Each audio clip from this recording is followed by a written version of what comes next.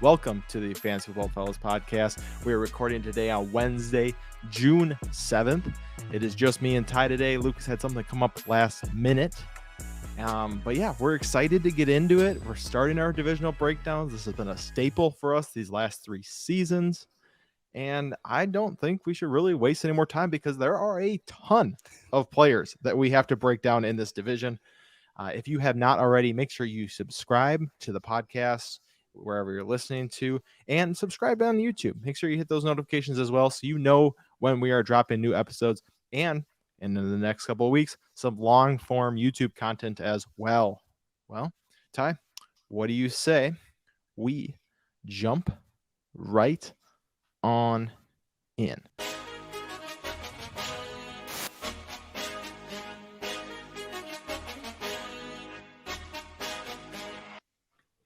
Well, we're going to go in order, rather, of the way they finished last season teams. So we're going to start with the Cincinnati Bengals. We're going to move to the Baltimore Ravens, Pittsburgh Steelers, and we're going to finish up with the Cleveland Browns. And the Bengals, I mean, at least two of their players are pretty easy to talk about, right? We got Joe Burrow and Jamar Chase on this team. They're really good. You draft them if they're there, the kind of players. Joe Mixon and T. Higgins, on the other hand, they're guys that we need to have real discussions about. So we will get through the first two, and then we will make sure we spend the bulk of our Bengals time on Mixon and T. Higgins. But let's start with the quarterback position. Joe Burrow, there is no denying how good he is at this point. He is our consensus quarterback 4, my quarterback 5, Ty, your quarterback 5, and Lucas's quarterback 4. And by the way, before we get too far in, if you want to see our full rankings, full stat out projections, make sure link in this video or a podcast that you're listening to, check out the Fellas Draft Guide. We got 240 plus players in there. Videos dropping soon. It's a great time, and it's what you need to win your leagues. Ty, anything to add on the draft guide quick? Again, there are a lot of things you can invest $10 into, and this one is guaranteed to win you something back. So What can I say? It's well worth your investment. Yes, it definitely is. All right, let's jump back into Joe Burrow here. Last season, he had 418 attempts, or 610 attempts rather, on 418 completions, 4,527 yards, 36 touchdowns, and 12 interceptions. He ran 76 times for 259 yards and 5 touchdowns, which I think is an underrated part of Joe Burrow's finish last season. But he was 4th in fantasy points per game, and he did all this with Jamar Chase missing 4 games. The one thing that I do want to comment on is last season we saw his yards per attempt go down from 8.9 the season before, which is league high, down to 7.4. However, the Bengals threw 100 times more last season, which comes out to about 5.5 attempts per game. Tyler, when you're looking at, we got some light action going on there. If you're not on Spotify, you won't see it. On me. That's not cool.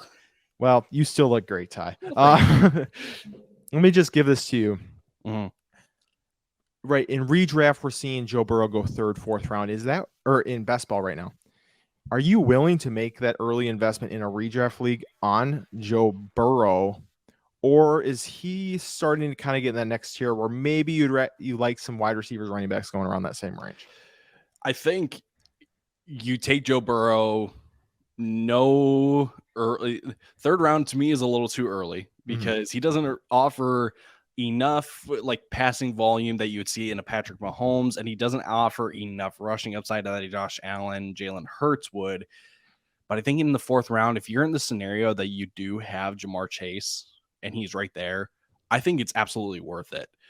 Getting a top 3 wide receiver who has wide receiver 1 upside in a high octane offense, grabbing the quarterback, grabbing the distributor is well worth it.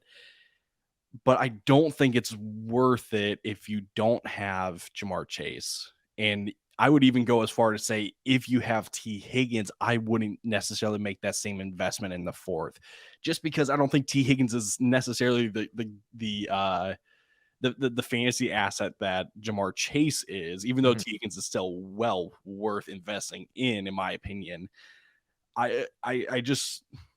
There's only one scenario that I take Joe Burrow in the 4th, and it's only if I have Jamar Chase. And other than that, I'm looking elsewhere, building up depth and run at my running back spot, my wide receiver spot. That to me seems to be the the better option than just, oh, Joe Burrow's there, I'm gonna take him. And be For sure. patient a bit then. For sure, I agree. For me, we talk about Mahomes, we talk about Hurts, we talk about Allen. In best ball, I'm more likely to invest early in those guys. Redraft, I don't know if we'll have any of those three because I do personally love the running backs, wide receivers, and that's the way I've always drafted. And I don't know if this is the year where I can fully get myself to draft one of those guys early. And for me, if I was going to draft a guy in this tier, I would take Lamar Jackson over Joe Burrow. I have him ranked higher. And then also, I view Justin Herbert and Joe Burrow very similar this season. I think I have them within 3 fantasy points. So instead of taking Joe Burrow, I would wait probably the 2 rounds till we get to Justin Herbert. But like you said, I mean, he's worth drafting. We understand that. We know he's great. So let's move on to the running back position. Joe Mixon. He's a guy that's going to have a lot of contention around this season, especially come draft time. Obviously, there's illegal stuff happening. I don't think either of us expect, especially from the Bengals moves, that he's going to be suspended this year. He's going to be released. We expect him to be starting for the Bengals. He's our consensus running back 16. I have him at 15. Lucas actually has him highest at 14. And Ty, you have buried him down at running back 21. Last season he had 212 attempts, 826 yards, and 7 touchdowns.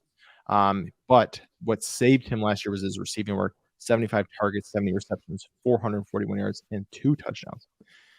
Joe Mixon has not been the picture of efficiency that you sometimes hope for in a top back. He has not averaged over 4.1 yards per carry in the last 4 seasons. That's tough. He did average 3 less rush attempts last season, but did see 18 more receptions on the whole and played 15 games. Tyler, Joe Mixon. I don't even know what to do with him, right? He's a guy taking a best ball, but it always feels ugly. Like, Yeah. is there any way to get around that? No, the thing with Mixon, right? He saw 80 less carries, which totaled in 400 less rushing yards. And we can debate all day long whether that was Mixon's efficiency or if that was offensive line play or whatever. But again, the guy has never ran for more than 4.1 yards per carry. And then his touchdowns almost got chopped in half on the ground. He went from 13 to 7. And like you said, the receiving work was his saving grace last year. But how much of that was because Jamar Chase was out for 4 games, right? And I'm not going to sit here and say that 75 targets because of a 4-game stretch without the top wide receiver on your team is going to make the entire difference. I don't think the 2021 Mixon, right, that finished as a top 5 running back in fantasy, 1,200 yards, 292 carries, 13 touchdowns. I think those rushing days are over for Joe Mixon. I think something realistic is, what we saw last year, maybe handful more carries in each game. Maybe I shouldn't even say handful per game, but just like 1 or 2 per game. Like in the receiving up there, the receiving work, I think he's going to take a dip just because T. Higgins going into, remind me, has he signed a contract extension yet? I don't think he has yet, but the GM has come out and said that he will be a Bengal. Right. So if T. Higgins doesn't sign his contract extension before the regular season starts, Higgins is playing for a contract extension. Jamar Chase is kind of also, right, because of that kind of like weird, like 4th year kind of extension thing. I think it's really, really tough to really kind of rely on Mixon. I think a lot of people look at him as like the popular, like, later round running back that I'm just going to stack up wide receivers early. Then I'll target a Joe Mixon or a Dalvin Cook later. I just have really little to no faith with Joe Mixon this year. And of course, there's a value and a price for everyone in drafts, but I've seen some people say like, oh, Joe Mixon is still going a little too late and he's still being disrespected. Did you watch the same Joe Mixon that we saw last year? Because last year wasn't pretty. Yeah. And I think it comes down to, like I said earlier, Joe Burrow threw the ball almost 100 more times. So I do think that is part of the elevation in targets, but it does not make for great rushing work when you're not an efficient back. 9 touchdowns. He is a guy that, I think he could have an outlier 13 rushing touchdown year again, just because the Bengals are going to score a lot of points. and so he's just the beneficiary of, hey, I get a fall in the end zone 1 yard. He could have a Jamal Williams type season where he doesn't have a single rushing touchdown over 5 yards, but he still ends up with 13. All right, let's move on to their wide receiver 1, and we will not spend much time on this guy, but it's Jamar Chase. He is our wide receiver 2 for all of us except for you, Ty. You have him down all the way at 3. You just buried him again. How dare I? His 2022 stats: 87 catches on 134 targets, 1,046 yards, and 9 touchdowns. He was the wide receiver 11 in only 13 games. Only 12 games, I guess, if you don't count that Bills game, which is just absurd. He was on a 17-game pace to lead the team in targets if he wasn't hurt. And his game did change because his yards per catch came down from 18 to 12. But as I said, his targets were way up. Tyler, is there any reason that Jamar Chase shouldn't be a top 5 pick for sure, maybe even top 3 next season? I feel like it's a lock to put him into top 3 at this point. I mean, there is legitimate wide receiver 1 overall upside. And I think just the way that we've seen wide receivers, kind of overtake running backs in drafts. I mean, Justin Jefferson last year, there's a very good possibility that we're going into next year talking about Jamar Chase as the bona fide, no debate, number 1 overall pick, followed by Justin Jefferson. And it hurts to say that as a Vikings fan, because I will forever die in the hill that Justin Jefferson is 101 in every single draft for the rest of our lives. Yep. But Justin Jefferson wasn't the same type of prospect as Jamar Chase was coming out of college, right? So, look, there's, like you said, little to talk about when it comes to Jamar Chase. You know exactly what you're getting, and he is well worth investing in within the first 3 picks of your drafts. Yeah, I think might be the biggest threat next year to be a Triple Crown winner if we're going to have one. I'm not saying he is going to be, but leading the league in receptions, yards, and touchdowns, that has Chase written all over it. Could that happen this year? I think there's a slight chance that could happen this year. Yeah, and so that's why, that's the upside that you get. And obviously, if he's almost leading the league in targets, he's got one of the safest floors as well. On a 17-game pace. All right, this next guy is a guy that I think we need to kind of dive in on. T. Higgins. He was our consensus wide receiver 16. Me and Lucas have him at 17. Ty, you have him at 16. He had 110 targets last season, 75 receptions, 1,042 yards, and 7 touchdowns. And like I said, Jamar Chase did miss 4 games. He was wide receiver 18, and he saw a decrease in yards per catch, targets per game, receptions per game, touchdowns per game, and deep targets from 2021. So what's the sentiment going on for T right now? Is there going to be does he take that next step forward? He's never had over 111 targets in a season. He's never had over 1,100 yards in a season. Is he going to take that step forward, or is this kind of what we should expect from T. Higgins moving forward? I do have T. Higgins kind of taking a step forward in terms of the volume that he sees. I currently have him statted out as such: 133 targets, 87 receptions, 1,188 yards, and 7 touchdowns. So he's seen almost a 20 target uptick.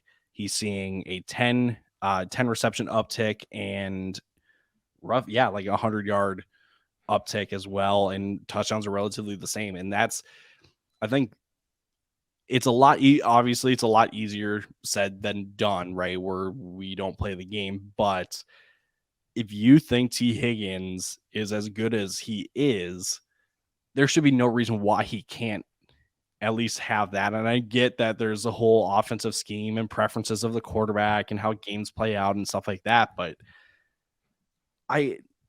what has T. Higgins not shown us to think that he doesn't take that step forward, if that makes sense? Like, T. Higgins is a fabulous wide receiver. He's a wide receiver 1 on any other team, but just because he's on the Bengals, he's stuck behind Jamar Chase, and he can still be very, very, very, very good with Jamar Chase.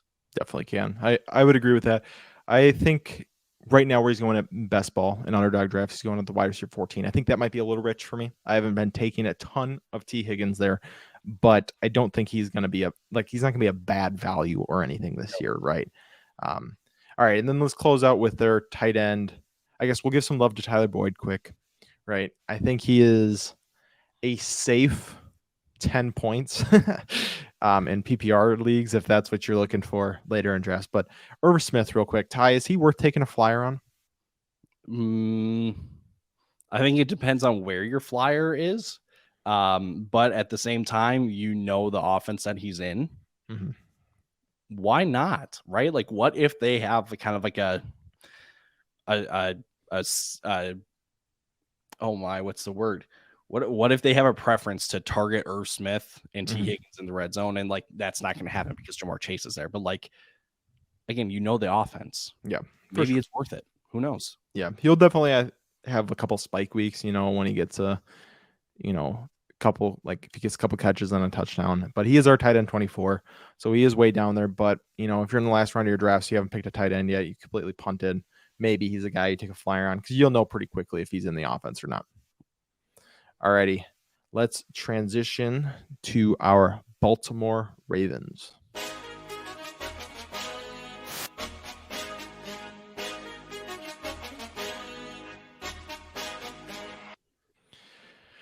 So we're going to start with the quarterback position.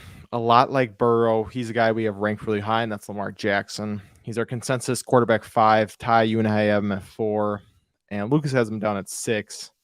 Last season, he obviously only played 12 games, but still had 2,200 yards, 2,242 yards. He actually had the same amount of passing yards as Justin Fields did last year, fun fact, in 5 less games. 17 touchdowns and 7 interceptions. He also ran the ball 112 times for 764 yards and 3 touchdowns, was on a 1,000-yard pace.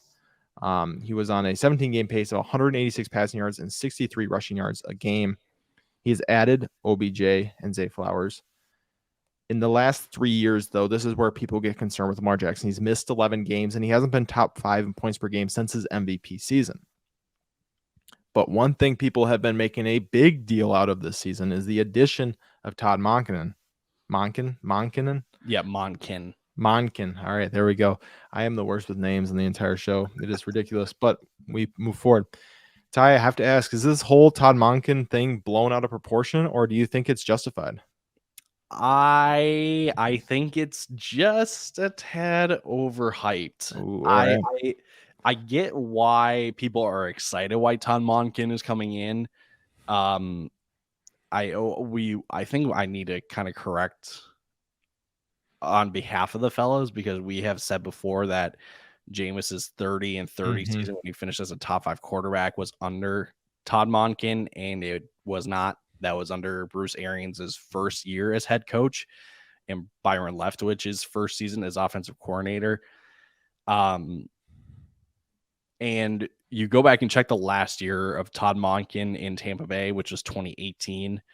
And you look at kind of the passing stats and you're like, wow, that's pretty good, right? There's, 5,000 yards passed. There's over 600 attempts.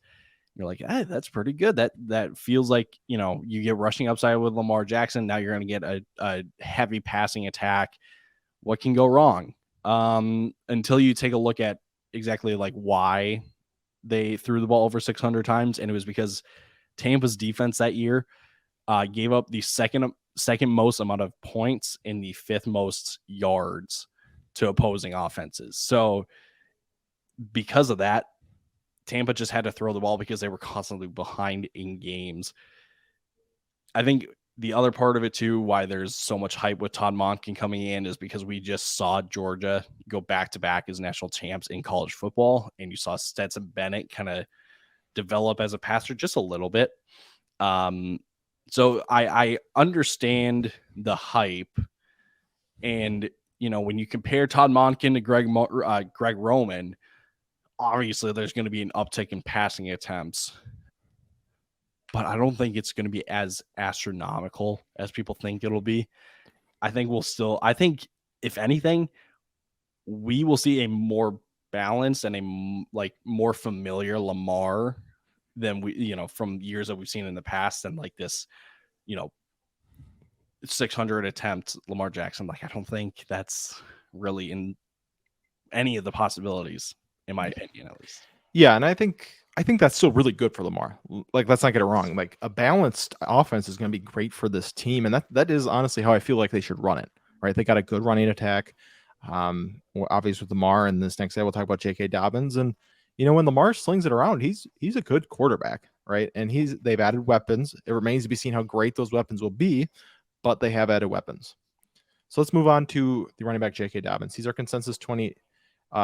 He's my running back 22. Lucas is running back 22. And Ty, you are just burying these AFC East running backs. You got him down at 28. He had in 2022, he only played 8 games. He had 92 receptions, 520 yards, and 2 touchdowns. 92 attempts. 92 attempts. Oh, wow. Receptions. You're right. Definitely not J.K. Dobbins. His receiving work was 7 receptions on 8 targets for 42 yards. With Todd Monken, we expect that to take a little bit of an uptick. I'm not saying that he's going to put up crazy receiving numbers, but maybe we could get up to like Nick Chubb from the last couple of years. Maybe as a ceiling, we could see that. I don't expect like crazy numbers. Like, I'm not saying that, but I don't think he's just going to see 1 target a game again this season. No. But the upside for J.K. Dobbins is he looked like he only had 1 leg last year running, and he still averaged 5.7 yards per carry. That is just something that's, pretty ridiculous to me. Obviously, you can tell by us. I love J.K. Dobbins. I want to be all in on J.K. Dobbins, and I was so sad when I had him ranked at 23 and not higher after all the stats came out. Ty, obviously you're lower on J.K. Dobbins. Is that just purely receiving upside? Is that touchdown upside? What goes into that? So I've got him statted to have 10 rushing touchdowns. So it's the receiving work that I have got serious question marks about. Like, I've got him statted out for 22 targets and 16 catches. But I think part of it too is, like you had kind of referenced to, he was running on like 1 leg last year.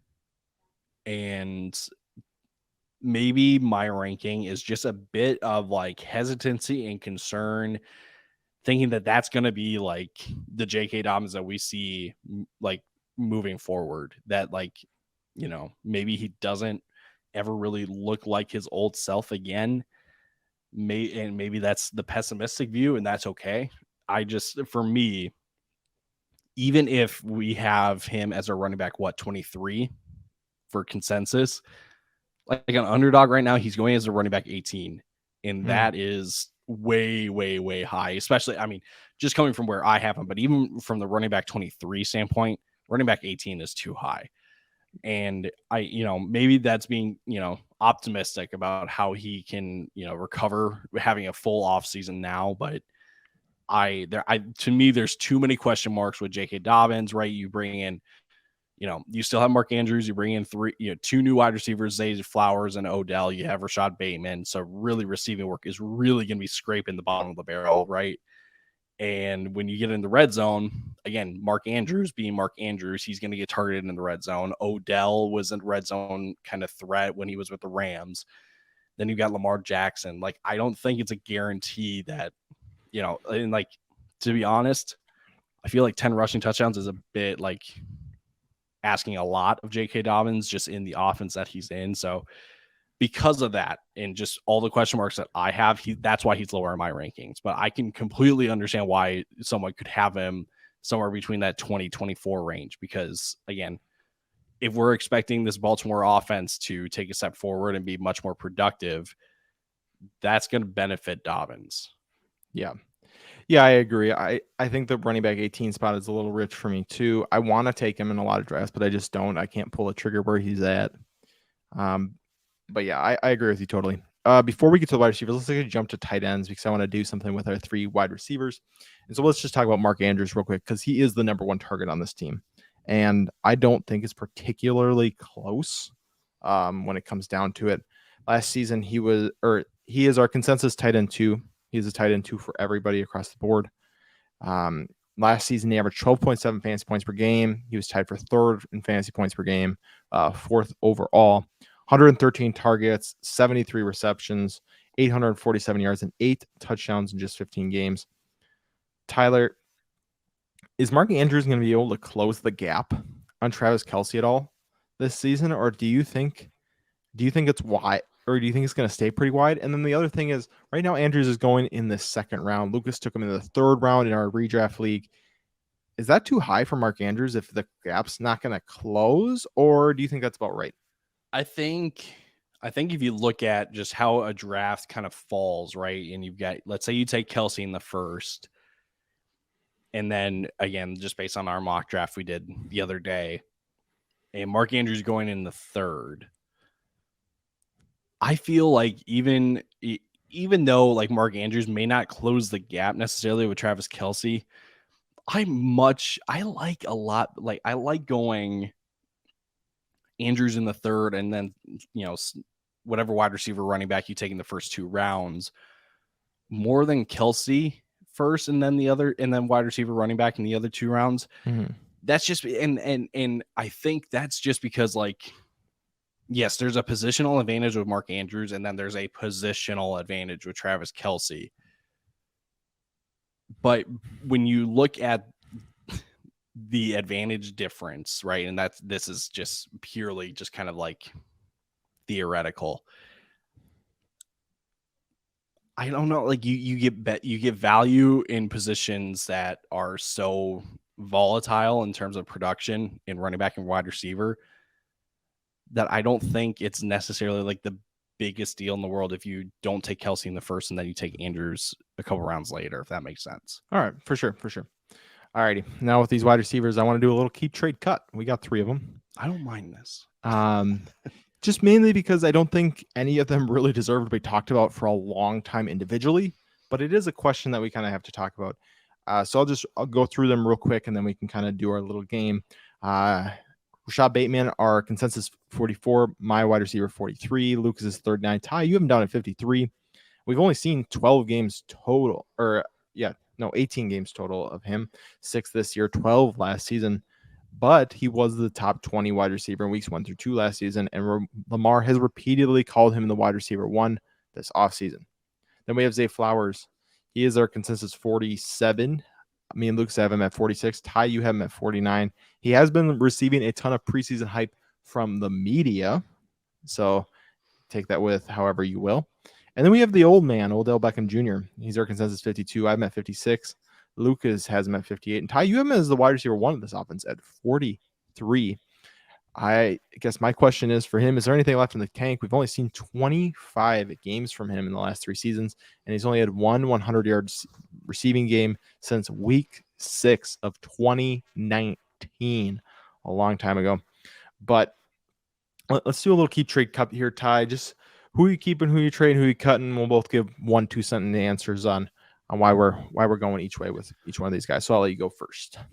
So to me, I mean, it would be super easy just to be like, Odell's my highest scored wide receiver on the Ravens, so he's my keep. But I think in terms of just who Lamar can trust the most in this offense, I feel like it's Odell, right? Because you know the talent that Odell is, and while he does kind of possess an injury risk, we're then asking an unproven Rashad Bateman going into year 3, who has dealt with injuries also, and a rookie in Zay Flowers to do more than Odell, right? And to me, I just think it's going to be a trust factor thing with Lamar, right? Like Lamar can say that Rashad is the wide receiver 1 all he wants. I would argue that's just because Rashad Bateman has been there for 3 years and Odell and Zay have been there for less than a couple months. Yeah, right. Exactly. So to me, I'm going to keep Odell. I'm going to trade Zay Flowers. And that is purely just because of all the hype that Zay Flowers is getting in the media. And there seems to be an infatuation that with, rookie and young wide receivers, maybe Zay Flowers can come through rookie year and kind of deliver on some of the hype, but I personally don't think that he's going to deliver fully on the hype this year. Down the road, it's a different story, but this year I'm going to try to just capitalize on the infatuation of Zay Flowers. And then obviously then that leaves me to cut Rashad Bateman, just because I think we all want Rashad Bateman to, again, be the wide receiver 1 of this team. I've always just held the idea, though, that Rashad Bateman is a much better downfield threat than he is a do-it-all wide receiver. And this may be a kind of feel-out process for the Ravens at the beginning of the year, that they do ask Rashad to do it all. And I may think and predict that it won't work. And so they will ask Odell to do that. And then Bateman becomes a downfield threat. And like we've seen Hollywood Brown thrive as a downfield threat in this offense, but I just think we're asking a lot of a guy who hasn't played a whole lot in 2 years with added competition like Odell and Zay Flowers. For sure. I am a believer in Rashad Bateman. I am. I have been since he came in as a rookie. So I'm going to keep Rashad Bateman for that reason. And I'm going to believe Lamar, whether it's silly or not. And then the next two, it comes down to exactly what you said about Zay Flowers. I'm going to trade Zay Flowers because of all the hype going around. I think you can get a lot more for Zay Flowers right now than you can for Odell Beckham Jr. And that's just because of media hype. And so that just leaves me to cutting Odell Beckham. Although I think they're all very, very close. And the nice thing where there are going in drafts is it feels okay to take a chance on one of them because they are going so late. Whereas if if it was like wide receiver 29, 30, 31, you might be a little more nervous. Right now, they are kind of going in this 40 to 50 range of wide receivers. Yeah, like you are taking them you're taking them later than they should be going because no one knows exactly like who's going to step up as the one and then fall as the 2 and the 3. So you have little to no risk taking really any of the Ravens wide receivers at where they're going in drafts right now. Yeah, for sure. Alrighty, with that, we are going to transition into a word from our friends over at Underdog Fantasy.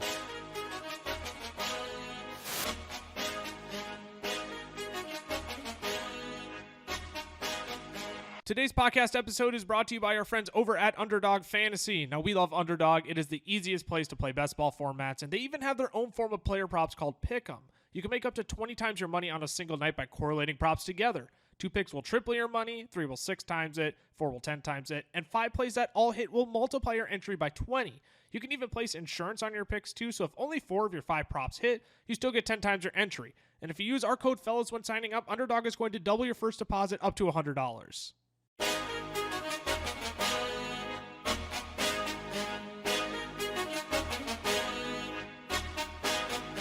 And we're back. Tried my best, Lucas. I don't think I quite got I can't get the pitch that he can.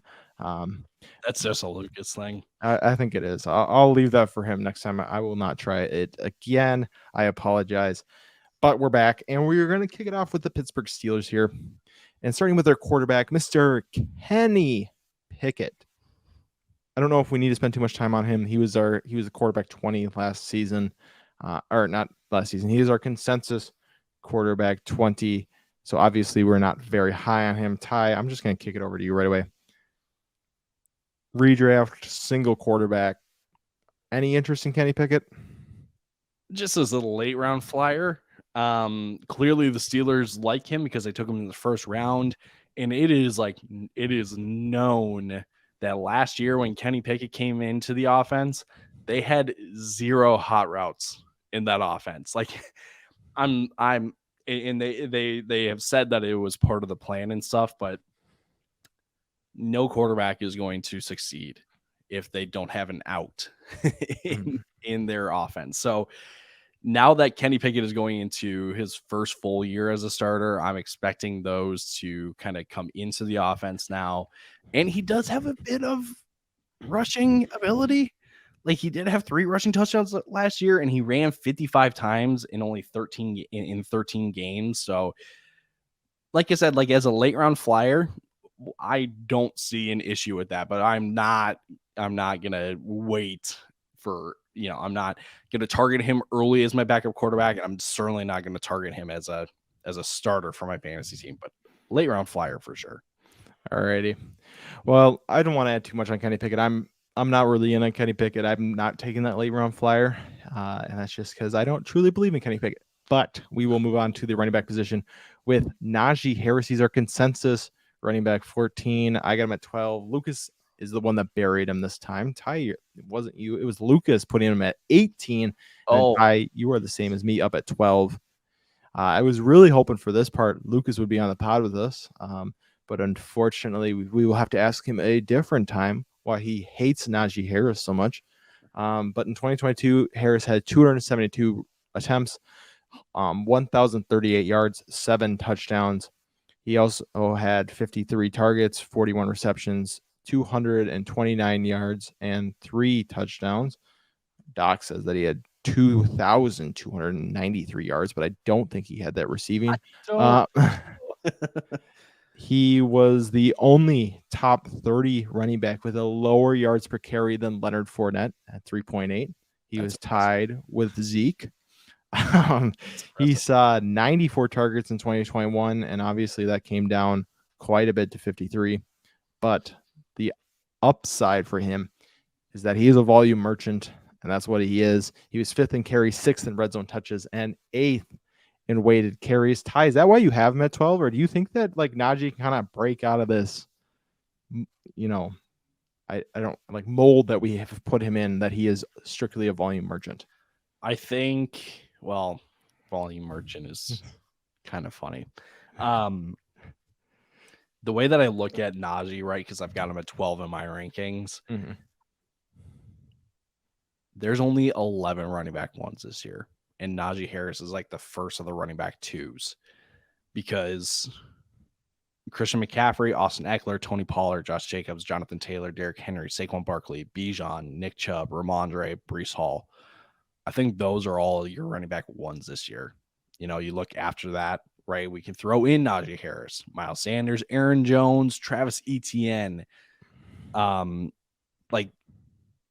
Again, those are all running back 2s, and I think Najee is closer to those guys than he is to the first 11 that I read off. So, I think the reason though that Najee is it should still be considered to be that kind of borderline running back 1, because like I said, I think he is the best of the rest.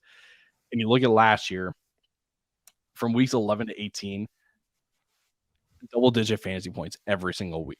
And, we saw an uptick in carries, right? He went from 20, 20, 10, 17, 12, 24, 16, 22, 23. Those are all his carries in each of those games. And obviously, you're going to sit there and go, well, duh, the guy got more carries. That means more opportunities. Yes.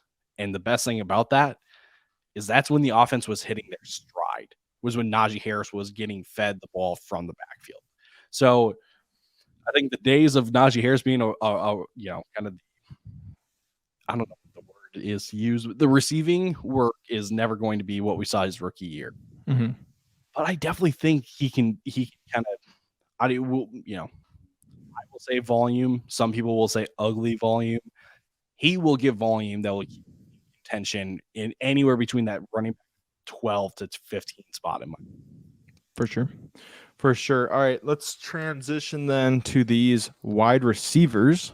And I think this is an interesting debate this offseason. They're going very close in drafts right now. Is Deontay Johnson and George Pickens. Last year, Johnson was 6th in targets, if you can believe it, as the wide receiver 28. 147 targets, 86 receptions, only 882 yards, and 0 receiving touchdowns. 147 targets, and he didn't catch a touchdown. He only averaged 10.6 fantasy points per game, which is still more than George Pickens, but that is less than guys like Allen Lazard, Gabe Davis, same amount of points per game as Joshua Palmer, less than Jacoby Myers. George Pickens, his counterpart, had 84 targets, 52 receptions, 801 yards, and he did have 3 receiving touchdowns. Tyler, in our rankings right now, we have Deontay Johnson as the wide receiver 30, George Pickens as the wide receiver 32. I have Johnson 27, Lucas 29. You have him down at 37. And then we actually almost have it. We have it flipped, me and you. I have Pickens at 37. You have Johnson at 27 and Lucas in the middle at 35. So I want you to give your case for Pickens, and I will give my case for Deontay Johnson in this offense. George Pickens should have been a first-round player coming out of the draft, but there were some character questions, and there were injuries also with that. So to me, this is just George Pickens, knowing the talent of George Pickens, because you watch a highlight reel, he is absolutely like a first round talent, and the Steelers got him in the second round. So I'm expecting a sophomore leap from George Pickens right in now, going into, again, the more structured offense of the Steelers, right, going into this year. I think it's going to benefit Pickens, and I will admit, I think I'm probably a little too low on Deontay. Just looking at, you know, the numbers that I haven't set it out for, you know, compared to the years, the last 3 years, he's seen 144, 169, 147 targets each of the last 3 years, and I have him down at 126 this year. Like, I think that's too low. But I think there's a world, and if I do, you know, if I do my maths correctly and stuff, when I'm going back, or when I go back through my rankings, I think there's a world where George Pickens can possess that kind of like top 25 upside because of the sophomore leap, while Deontay Johnson can still be a legitimate wide receiver anywhere between 25 and 30, right? For like sure. I think both Deontay Johnson and George Pickens kind of cap the ceilings a bit with them, but there's a world where they can coexist. And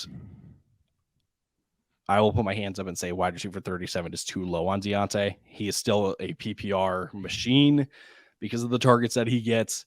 And everyone knows that they want to use Deontay in the short game and then use George Pickens downfield and really kind of everywhere else. There's value in both. Don't discredit one and then, you know, overvalue the other. They can coexist. For sure. I think my argument, like you said, for Deontay is he is a PPR machine. I think he's still going to see 140 targets. I do. They are the two main guys in this offense. I think Pittsburgh will throw just enough before they can both have decent volume, and I think Deontay wins that. And, you know, last season, Deontay scores 5 touchdowns. He's a top 22 wide receiver, top 24 wide receiver. So I think that's a number he's going to hit. He'll never be an 8 touchdown plus kind of guy. That's not who Deontay Johnson is going to be, even if he has 160 targets again. But I do think he can get a 4 or 5 touchdown, be a respectable top 24 wide receiver. Alrighty, and then the last guy on the Steelers that we will talk about is Pat Freiermuth. He is our consensus 12, my 15, Lucas's tight end 10, and Ty, your tight end 12. Last season, he was the tight end 6, but he still averaged less than 10, or tight end 7, but he still averaged less than 10 fantasy points per game.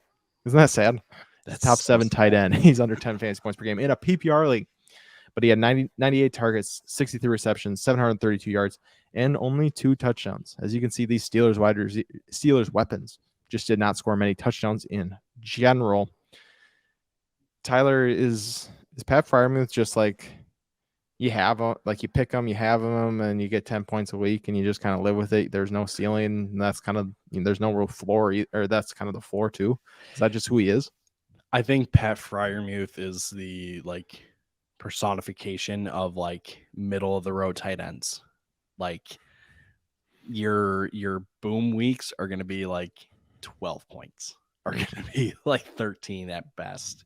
Your down weeks are going to be at like 5 or 6. So he's going to be kind of a steady 8, steady 9. And obviously everyone's going to look at that and go like, ew, that's gross.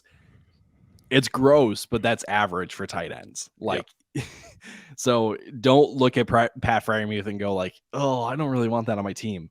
No, Pat Freiermuth is still like kind of, like I said, he's a middle of the road tight end. He is a fairway hit. He is a center field single. Like, it is just right down the middle. And obviously you want to target upside. Obviously you want to acknowledge like downside. But sometimes the most obvious picks are just your center field hits, and Pat Freiermuth is definitely one of those. Yeah, he's going as a tight end 10, and he's guy. If you want 9 points in your lineup, he'll get you 9 points in your lineup. Maybe he'll get you 13 or 14, but that's probably his ceiling. But he's not going to drop many like 3 or 4 pointers on you. Yes. Alrighty, with that, let's transition to our final team. Oh.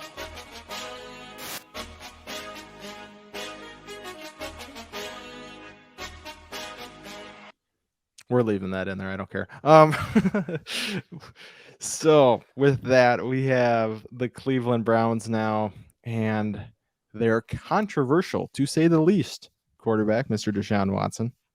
He is our consensus quarterback 9. He is mine. Ty is quarterback 9. Ty, we haven't agreed on a lot, so it's fun to see it here. Lucas is quarterback 8. He couldn't just be like the rest of us, but that's all right. In 2022, he had 99 attempts, 170 attempts, 99 completions, 1,102 yards, only 7 touchdowns and 5 interceptions in 6 games.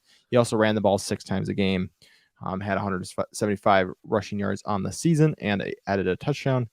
This season, he does add Elijah Moore instead of Tillman, but does lose Kareem Hunt. If you took those averages, because it's hard to kind of, what does that mean in 6 games? 189 passing yards and 30 rushing yards per game. But I think the thing we got to remember with Deshaun Watson, even though last year was abysmal, is before, everything, as we call it, he did have 3 QB5 finishes in a row. So Ty, this is a guy with good upside and a crazy low floor. And right, we have him at 9. So can you just paint the picture of what is that upside and what is that floor? Oh, geez. Well, the downside is he is a bust and that he's droppable. Would it be fair to say Russell Wilson of last season is his floor? Sure. Yes. That's tough though, because I remember going into last season thinking that Russ is going to be, top 10 for sure quarterback, and then obviously didn't play like it. So at least with Deshaun Watson, we acknowledge the downside that Russell Wilson ultimately had last year. Yeah.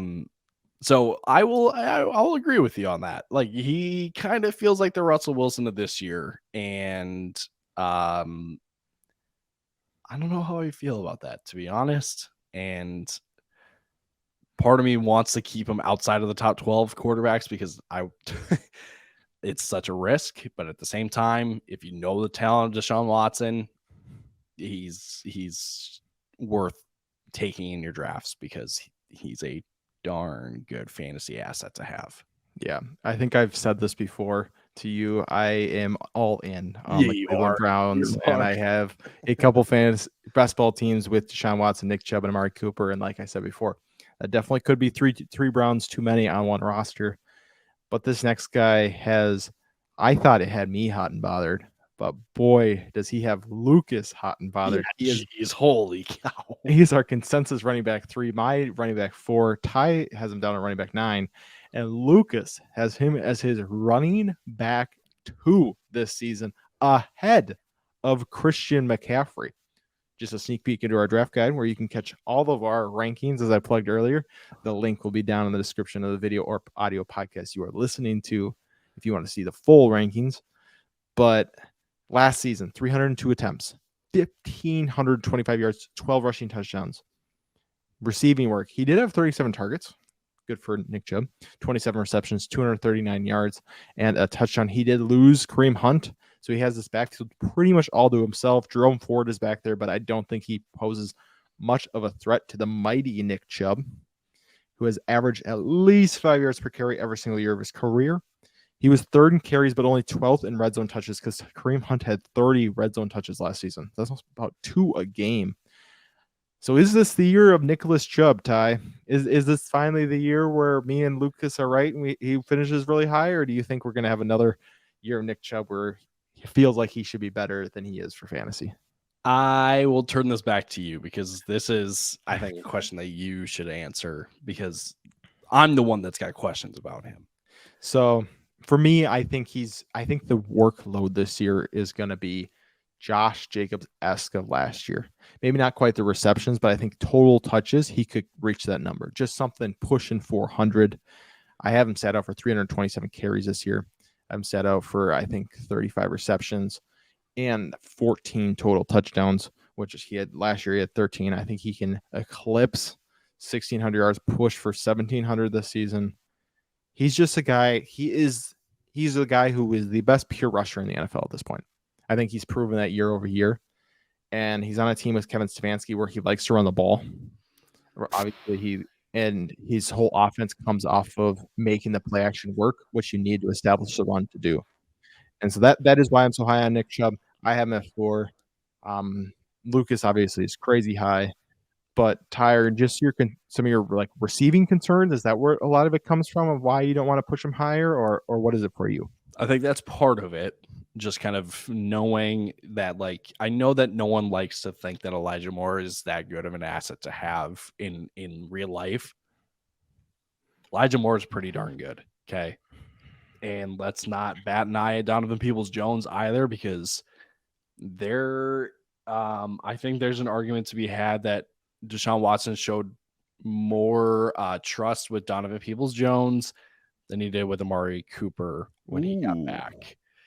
So all that to say, and then also David Njoku is still there, right? So there are a ton of weapons for Deshaun Watson to use. Plus, he's a mobile quarterback, right? Like, he's not he's not a pocket passer by any means. Mm-hmm. So the first question that I have about Nick Chubb is just how much of an uptick in receiving work do we see from last year, if any, right? My second question then is kind of the overarching question that I have. There is so much talent in weapons with this team. There is. And I am trying to be careful in ranking and really kind of, ranking all these Browns players, right? If I have Deshaun Watson as my quarterback, I should phrase in a hypothetical.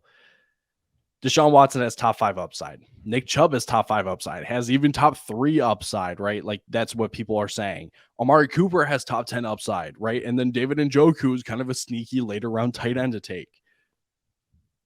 If that's all going to happen, the Browns are winning the Super Bowl, right? Like, that's like, we need to be careful and acknowledge that one person's success in this offense may be a damage, or like maybe a dent in someone else in this offense, right? So maybe I'm too low on Nick Chubb, but I think my concern is there's only one football on this team, right? So if it's going to be Chubb, then that hurts Deshaun Watson a little bit. Mm-hmm. Maybe not Deshaun Watson necessarily, it's the receivers that it hurts, right? For sure. And if this offense is going to kind of transition over to Deshaun Watson and the receivers, then it hurts Nick Chubb, right? So again, I'm still trying to piece together exactly like how this offense is going to work with all of the hype that you hear about every single Browns weapon in fantasy football. Yep. And I don't want to keep plugging our draft guide, but I do want to say that's why it is just like a living document, right? It is something that we are going to email out weekly updates every single week, because our perception of how things are going in an offense, they're going to change from week to week based off of what we're hearing in training camps, based off of transactions people make. I think that's one of the things that does scare me about Nick Chubb, is they could bring in a Leonard Fournette, a Zeke, a Kareem Hunt, right? There's nothing stopping them from doing so. And Nick Chubb's always had a second running back next to him, so that definitely could happen. But for me, I'm in on 3 guys in this offense, and that's it. And you'll kind of see that with my rankings. This next guy I'm also in on, that's wide receiver Amari Cooper, who is our consensus 11.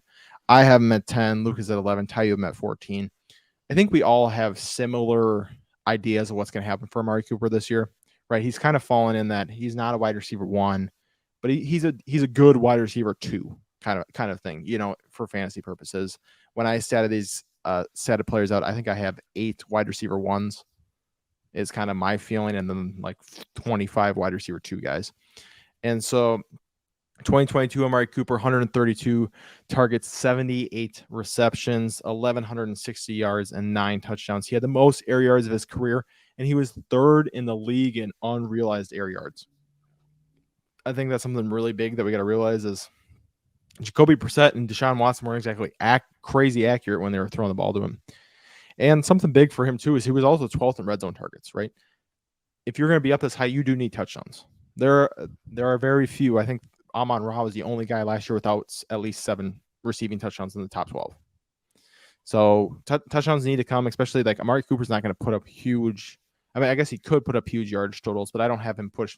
Like he's not going to push 1,500 yards. He's not going to push 120 targets. So Tyler, is there for Amari Cooper this year? Is he a safe wide receiver too? Do you feel like he's safe, or do you feel like there's some volatility that could happen with Amari Cooper? I'm trying to remember exactly which episode it was that I said this, but I feel like Amari Cooper is a better buy low candidate than he is someone to target in drafts. And that's just my personal preference. Because I think Deshaun Watson could come out a bit slow in the beginning of the season, just again, still adjusting. I know that he's had an off season, but I'm just follow me here for a second. Mm-hmm. If Deshaun Watson starts out slow, that hurts Amari Cooper, right? And as the season goes on, I think we start to see the old Deshaun Watson come back a little bit. That's when I'm going to go try to go get Amari Cooper, because as the better play that we get from Deshaun Watson, the better production that we see from Amari Cooper. So, I think he is going to, excuse me, I think he's going to finish as a strong wide receiver 2 this year. But I think it's going to be kind of a later surge to that finish. And I'm not going to sit here and say like it's going to be week 6 where we see just a huge uptick for Amari Cooper. But I like I said, I think Amari Cooper could be your buy low candidate this year. And when I like early on in the season, right? Because trade talks can go on for the entire season. But if like Cooper's really the only one on the board, and I know, and like I said, like if I know that he's going to have a strong finish to the season and could finish as a strong wide receiver 2, then yeah, sure. But it's not someone that I'm like going to go get Amari Cooper and, going to die on that hill that I have to get Amari Cooper as my wide receiver 2. All right. So I'll admit pretty much that guy who's going to die on the hill, but get Amari Cooper. But I think what you're saying goes for people like me who do draft Amari Cooper a lot. Don't panic on Amari Cooper if the first couple of weeks are rough. Yes. Give it time to adjust. If you do make that investment, give it time. Don't sell him week 3 because he's had a couple down weeks. Give him time.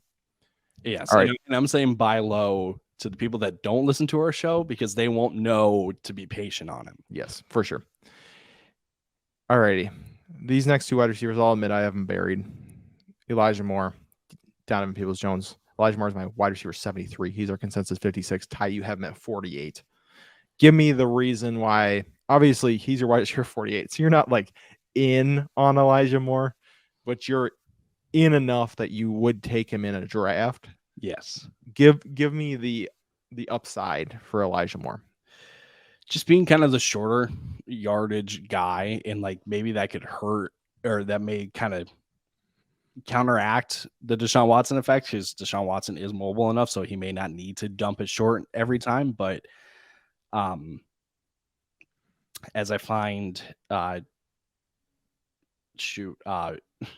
Elijah Moore's 2021 season, because that's when he got hurt, but there was that enough, 4-game stretch. Right, that 4-game stretch. And I have it here. Nope. Give me one more second. Where is it? There it is. Average. And let me find. Where did he go? I must have scrolled past it. Oh, there he is. How about that? There we go. Elijah Moore in 2021. I lost him again. Oh my goodness, this is embarrassing. There it is. 12.6. And that may not be like as high as people want it to be, and that's kind of a little lower than I remember. But again, the 4-week stretch is of course the internet just drops out on me. Anyway, my point is, I said this earlier, Elijah Moore has talent. Okay? Elijah Moore is still a very good wide receiver 2 to have on your team. It didn't work with the Jets because Zach Wilson. Okay. Like that's the reason why I didn't work with the Jets. So I'm giving him another chance, especially with a quarterback like Deshaun Watson. Right. And if Amari Cooper can have a strong surge to to his season, Elijah Moore can be because he's my wide receiver 48, but he can still have a very good season for what we've seen last year with Deshaun Watson. Here, I'll give it to you quick. Week 9 to week 13, so I was wrong 5 weeks. 27.4 fantasy points, 13.4, 29.6, 9.3, and 20.6 targets he saw in that time frame: 8, 6, 11, 8, and 12. So there is upside there. There is a little bit. We've seen it before. And then the next wide receiver down is Peoples-Jones. Are you touching him in a redraft, or is he just too volatile? Probably a little too volatile, and knowing the situation that he's in, right, just on the Browns as a wide receiver 3, probably the 4th option behind David Njoku then too. It's going to be tough. Yeah, it's tough. I agree. All right, and speaking of David Njoku, we'll wrap up with him quickly. He's our consensus tight end 14. I am at 17. Luke is at 13, and Ty, you have him at 15. He was the tight end 11 last year. His 2022 stats: 80 targets, 58 receptions, 628 yards, and 4 touchdowns. He is currently going in best ball drafts as a tight end 9. Ty, is that too steep of a price to pay quickly? I don't think it's necessarily too steep. I just won't be doing it myself because I think that's a good way to put it. Yeah, like I completely understand why people would be in on David Njoku, right? Just getting a piece of the Browns offense. And, arguably the number 2 option in the receiving game ahead of Elijah Moore and Donovan Peoples-Jones. So I get the reasoning for it. I think the theme for me with these Browns players, it's just going to take a couple weeks to get, the wheels turning. And while that's happening, there are other players in the league. There are other teams that are going to get just a head start in comparison to the Browns. For sure. Alrighty, well, that wraps up our AFC North. That was a fun first divisional breakdown. We will have 7 more coming your way once a week for the rest of the summer. Something to look forward to every week. And if I've said it once, I'll say it again. Make sure you check out the Fellas Draft Guide for our full rankings.